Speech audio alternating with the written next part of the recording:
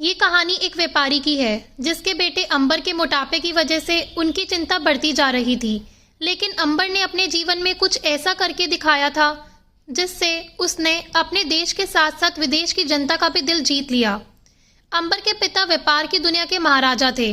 वे दुनिया के हर क्षेत्र में एक पर एक रिकॉर्ड दर्ज करते जा रहे थे। लेकिन अंबर अपने बचपन के दिनों से ही मोटापे की समस्या से ग्रसित था, जिससे उसे अपने दोस्तों के बीच हंसी का पात्र बनना पड़ता था। उसके स्कूल में कई छात्र उसे चिढ़ाने के लिए मोटा भाई कहकर बुलाते थे।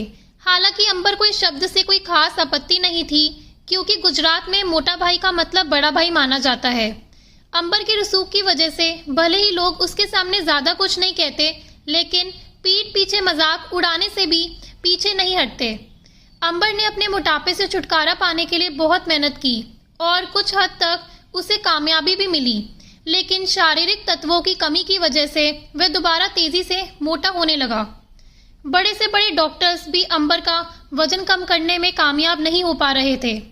धीरे धीरे अंबर निराश होने लगा। शहर में लोगों के भद्दे मजाक से परेशान होकर उसने तय किया कि वह अपने गांव जाकर अपनी दादी के साथ रहेगा। अंबर के पिता उससे बहुत प्यार करते थे। वे अपने बेटे को खुश रखने के लिए कुछ भी करने को तैयार थे। उन्होंने अपने बेटे की इच्छा पर उसे गांव भेज दिया। गांव में अंबर का एक बहुत बड़ा फार्म हाउस था, जहां वह अपनी दादी के साथ रहने लगा। धीरे धीरे अंबर को गांव का वातावरण अच्छा लगने लगा। वह यहाँ प्रकृति के बीच शांति महसूस करने लगा। उसे अपने अकेलेपन से प्यार हो चुका था। एक दिन अंबर गांव की पहाड़ी के ऊपर बने छोटे से मंदिर में पहुंचता है। वहां उसे एक व्यक्ति ध्यान में बैठा दिखाई देता है। अंबर उसके पास पहुंच जाता है। कुछ देर बाद जैसे ही उसकी आंखें खुलती हैं, वह अंबर को देखकर मुस्कुराते हुए कहता है, क्यों परेशान हो? अंबर उनकी तरफ आश्चर्यचकित होकर देखता है। दरअसल अंबर के दिल में उठ रहे तूफान को उन्होंने पहचान लिया था। अंबर उनसे पूछता है कि मैं अपने जीवन में क्या करूं कि अपनी प्रतिभा दिखा सकूं और सबकी नजरों में आदर पा सकूं। अब मुझे कोई रास्ता नजर नहीं आ रहा। कई लोग मेरे मोटापे की वजह से मुझे सहानुभूति के भाव से देखते हैं, लेकिन मैं अपनी शारीरिक कमजोरी से ऊपर उठकर कुछ करना चाहता हूँ। अंबर की बातों को गंभीरता से समझने के बाद उस व्यक्ति ने अंबर को कुछ ही घंटों में एक ऐसा सच बताया जिससे अंबर की दुनिया बदल गई। अपने फार्म हाउस वापस आते ही अंबर ने अपने पिता को फोन लगाकर मिलने को कहा। अंबर के अचानक इस तरह बुलाने से उसके पिता घबरा गए। वह तुरंत अपने निजी हेलीकॉप्टर से अपने बेटे से मिलने पहुंचे।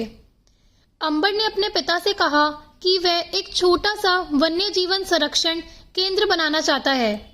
उसकी ये बात सुनकर उसके पिता मुस्कुराने लगे। उन्होंने अंबर से पूछा कि बेटे, तुम्हारे पास इतने सारे व्यापारिक रास्ते हैं, फिर भी तुम ऐसे काम को क्यों चुनना चाहते हो जिससे तुम्हें कोई मुनाफा नहीं होगा?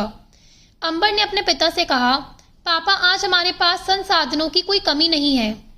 हम ही ऐसे सौभाग्यशाली व्यक्ति में से हैं जो जानवरों की सुरक्षा के लिए कदम उठा सकते हैं।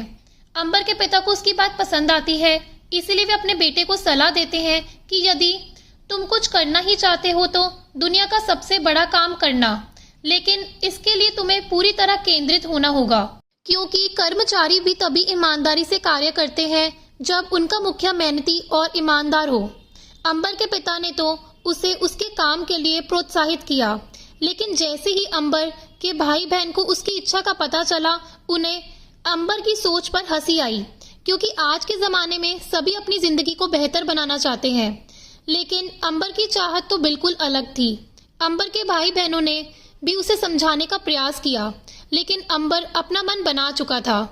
उसने कर्मचारियों की मदद से धीरे धीरे एक विशाल जंगल को वन्य जीवन संरक्षण केंद्र में तब्दील कर दिया, जहां दुनिया भर से बीमार और कमजोर हो चुके जानवरों को लाया जाने लगा।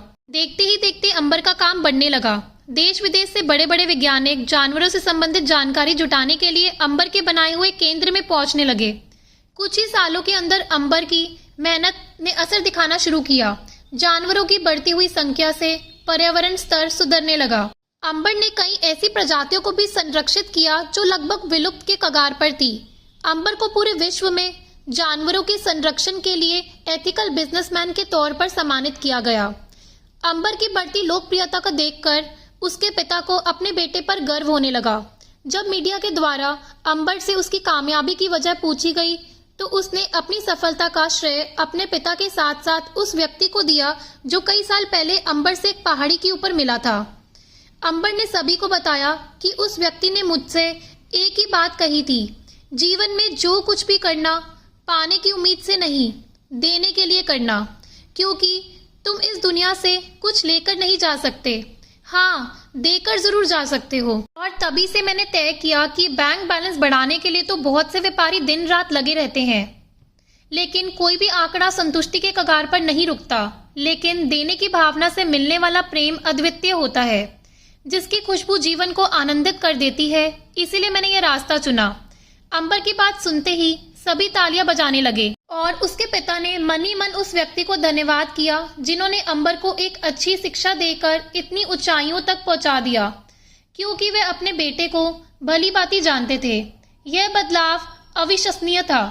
दरअसल उन्होंने कभी नहीं सोचा था कि उनका बेटा जानवरों के प्रति इतना समर्पित होगा और अपने शारीरिक तकलीफ को भूलकर इतना बड़ा काम कर दिखाएगा जो हमारी कल्पना से भी परे था। अंबर की कामयाबी ने इतिहास रच दिया था। अंबर के बनाए हुए वन्य जीवन संरक्षण केंद्र में आज हजारों जानवर आजादी से आनंदित जीवन जी रहे हैं और इसी के साथ ये कहानी खत्म हो जाती है। दोस्तों, अगर आपको ये कहानी पसंद आई हो तो प्लीज लाइक करना और चैनल को सब्सक्राइब करना। धन्यवाद।